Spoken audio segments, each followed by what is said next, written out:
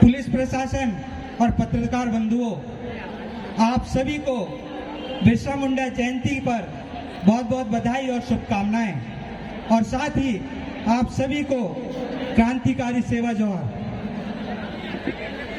मुझे समय की पाबंदी के साथ आर्थिक स्वरोजगार पर बोलने का आग्रह किया है।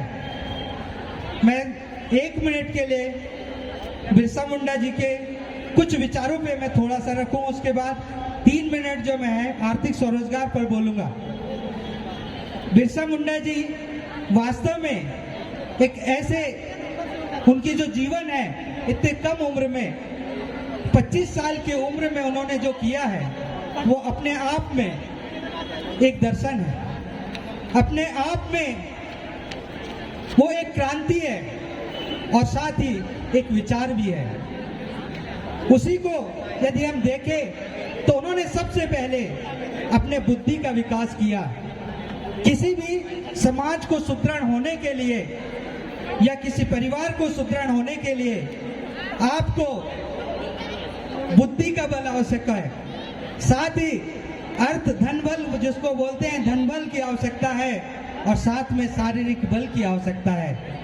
शारीरिक बल से मतलब आपके शरीर के स्वस्थ रहने से है, आपके बुद्धि बल से मतलब आपके शिक्षा से है। आप यदि शिक्षित नहीं होंगे, आप कोई भी लड़ाई, कोई भी, चाहे वो आर्थिक लड़ाई हो, चाहे वो सामाजिक लड़ाई हो, चाहे वो राजनीतिक लड़ाई है, वो आप जीत नहीं सकते। इसीलिए आर्थिक स्वरोजगार पर जाने से पहले उससे भी ज्यादा जरूरत है ये तीनों बलों पर ध्यान देते हुए आपके चरित्र का निर्माण करना, आपके स्टूडेंट लाइफ से, छात्र जीवन से आपके व्यक्तित्व का निखार करना, जिसमें कि आपका बुद्धि का बल शामिल हो, धन का बल शामिल हो और शरीर का बल शामिल हो। और यदि ये तीनों बल यदि है तो आपका जो आर्थिक रूप से जो स्वरोजगार के क्षेत्र में आपके नए नए विचार आएंगे। इसके लिए मैं उदाहरण के तौर पर हमारे इसी जैस संगठन के एक युवा नौजवान जो कोटी बाजार में मोबाइल का दुकान होगी, जिस व्यक्ति ने, उसके पास पूरे जिले के जो आदिवासी बच्चे, जो हमारे भाई बहन हैं, वो मोबाइल सुधरवाने के लिए जाते हैं, और कम से कम लगभग 10 बच्चों को उन्होंने नौकरी दिया है। उसका नाम आप जानते हैं?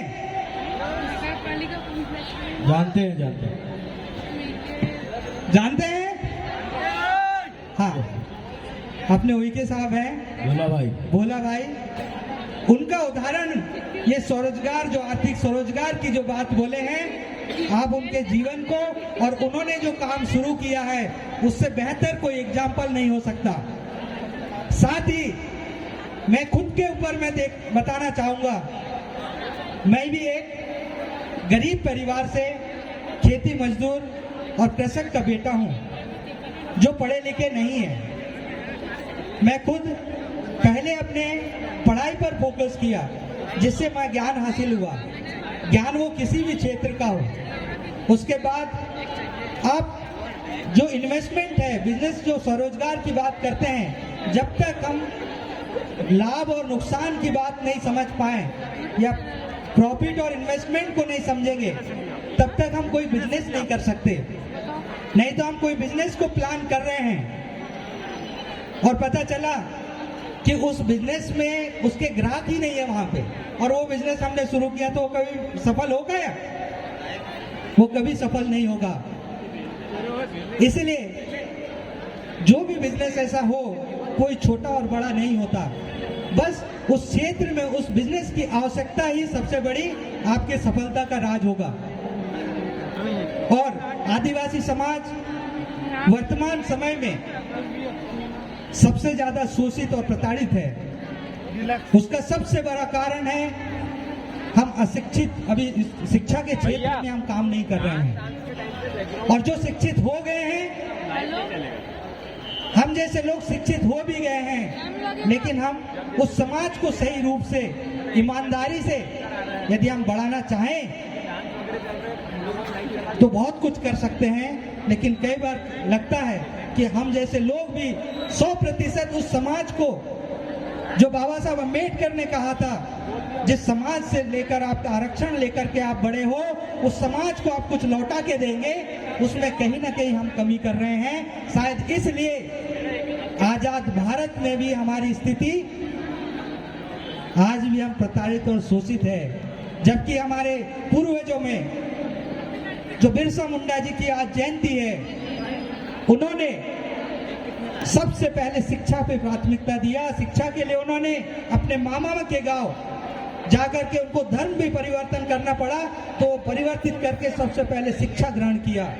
और शिक्षा ग्रहण करने के बाद वो 15 साल की उम्र में उनको ये समझ में आया कि हमारा समाज प्रताड़ित हो रहा है, शोषित हो रहा है, और पूंजीवादी ताकतों के कारण जो सामंतवादी ताकतें हैं, जमींदारी प्रथा है, जिसके कारण समाज पिछड़ा जा रहा है। काम तो हम कर रहे हैं लेकिन अंग्रेज हमारे पास से ले जा रहे हैं। इसलिए उन्होंने सबसे पहले उन्होंने लड़ाई लड़ी। इसलिए आज ये समाज है, जितने जो छात्र हैं, सबसे ज्यादा छात्र होंगे इस समाज के, जो आज यहाँ आए हैं कुछ लेके जाने के लिए। इसलिए मैं इन सभी छात्रों से यही कहना चाहूंगा कि सबसे पहले आप नहीं चलेगा, पढ़ाई पे सबसे ज्यादा ध्यान दीजिए, और पढ़ाई के साथ साथ देखिए चारों तरफ कि लोग कैसे पैसे कमाते हैं, यहाँ पे व्यापारी कैसा पैसा कमाता है। जो दुकान में जाके देखिए, वो ग्राहक से एक व्यापारी जो होता है वो कैसे बात करता है। कपड़ों की दुकान पे आप इतने सारे लोग हैं, सारे लोग कपड़े पहनते हैं, लेकिन कोई भी आदिवासी आदमी का कोई कपड़े की दुकान है क्या? यदि जिस दिन कोई आदिवासी आदमी कपड़े की दुकान खोल लेगा, डेफिनेटली जब यहाँ 40-50% आदिवासी है तो कपड़ों की दुकान तो वो चलेगी चलेगी। लेकिन हमारा कोई व्यक्ति इतनी हिम्मत नहीं कर पाता कि व्यापार के क्षेत्र में कुछ नया मैं व्यापार कर सकूं। आज समय की पाबंदी है। मैंने 2 एग्जाम्पल दिए हैं। एक अपने भोला उइके जी का, जिन्होंने मोबाइल शॉप स्टार्ट करके आज 10 से 15 लोगों को रोजगार दे रहे हैं। उनके जीवन से जो मैंने बताया कि वो भी कहीं से कर्ज लेके शुरुआत किए थे। मेरा खुद का मैंने अपने एग्जाम्पल दिया, जो धीरे धीरे स्टार्ट किया, लेकिन बगैर इच्छा शक्ति के और अच्छे मन से कभी हमारा रोजगार सफल नहीं होता। इसलिए आज हमारे जो रोजगार के क्षेत्र में उतर रहे हैं, उनको इस समाज के साथ चलना पड़ेगा, और जब ये समाज के साथ चलने लगेंगे, वो व्यक्ति बिजनेस में कभी फेल नहीं होगा। ये मेरा जो अनुभव है। और मैं खुद डॉक्टरी के क्षेत्र में बैतूल में मैं एक कोरोना काल में लोगों की मदद किया, जिससे मैं प्रचारित हुआ, और आज बैतूल के जितने अस्पताल हैं उनमें सबसे ज्यादा ऑपरेशन मेरे हॉस्पिटल में होते हैं। ये सिर्फ इस समाज के लोगों के ताकत है। ये जितने लोग हैं दूसरे अस्पतालों में भी जाते हैं, कई सारे हॉस्पिटल में जाते हैं, लेकिन वो जो मदद होनी चाहिए वो नहीं मिलने के कारण कहीं ना कहीं से मेरे संपर्क में होने के कारण मेरे पास आते हैं। और साथ ही साथ इसके साथ दूसरे जो अदर समुदाय के लोग हैं वो भी आते हैं। लेकिन संख्या हमारी किनकी है? हमारे समाज की है। इसलिए मेरा नैतिक कर्तव्य है कि मैं इस समाज के साथ सुख दुख में खड़ा रहूं, इसके हर एक पहलू के साथ मैं खड़ा रहूं। और मैं वादा करता हूं कि आप लोगों के पास कभी पैसे नहीं भी हो तब भी मेरे पास आ सकते हैं। मेरे से जितना मदद हो सके मैं करने का प्रयास करूंगा। और इस कार्यक्रम को आयोजित करने वाले मेरे जितने भाई हैं, जय आदिवासी युवा शक्ति के कार्यकर्ता हैं, और यहाँ पे जितने समाज के लोग आए हैं, आप लोगों ने मुझे मान दिया, सम्मान दिया और बड़े ध्यान से मुझे सुना, इसके लिए बहुत बहुत धन्यवाद। और समय के अभाव के कारण शायद मैं बहुत सारे चीजों को कवर नहीं कर पाया, बहुत सारे बिरसा मुंडा जी के चीजों पे बोलना था, नहीं बोल पाया, लेकिन अगले बार कोई और मंच पर उस पर विस्तृत रूप से चर्चा करेंगे। इन्हीं शब्दों के साथ मैं अपने शब्दों को यहीं विराम देता हूँ। जय हिंद, जय भारत, जय संविधान। बहुत बहुत धन्यवाद।